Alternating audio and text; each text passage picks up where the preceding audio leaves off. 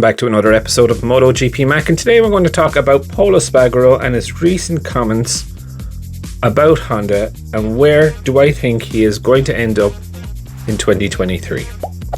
So it is definitely a for sure sign that he is on his way out of Repsol Honda when Pol Espargaro came out and mentioned that there are no strong points for me on this bike.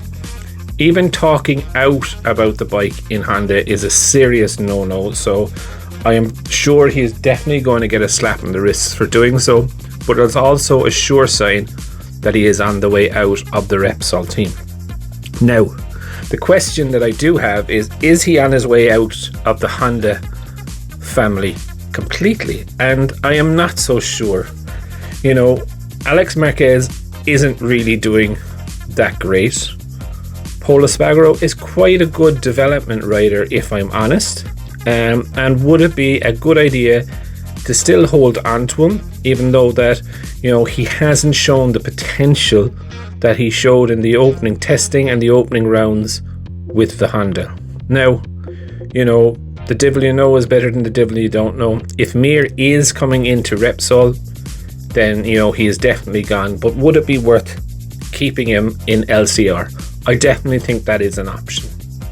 The other option that I think is a move back to KTM.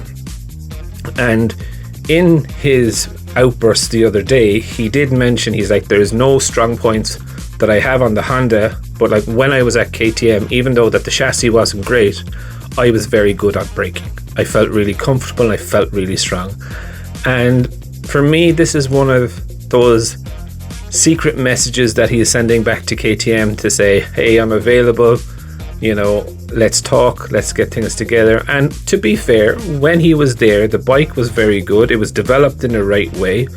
Did himself and Pedrosa work well together in developing the bike? Yes, they had concessions, I will admit that, but saying that, you know, they brought the bike to a really, really good standard. This year, the bike, they don't know where they are in the bike. You know, the bike is a pig, if I'm very honest.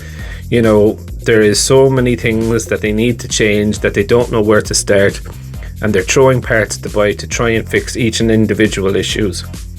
For me, if I was to look at KTM, the one place that I would start is the suspension. I know KTM pride themselves on WP suspension. Honda used to pride themselves on Nissan brakes, but, you know, if they went and just did a couple of years on Öhlins suspensions, I think they would find a good base setting similar to everyone else has out there. Now, I know chassis are different and this, that and the other, but again, there's a good lot of experience within the grid and within the Öhlins team, so I think, you know, it would help them in the baseline setting to try and find a bit more front feel on that KTM. But look, you know, I'm not an engineer, that's just my opinion.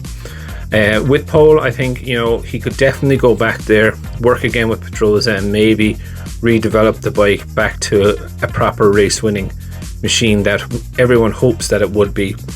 But I'd love to know your thoughts. Where do you think Pol is going to end up? You know, do you think he could end up out of the sport altogether, KTM or LCR Honda? Leave them in the comments below, and I'll be back again tomorrow with another video. I just want to take a minute to also thank you for watching my videos and the support that you've shown so far.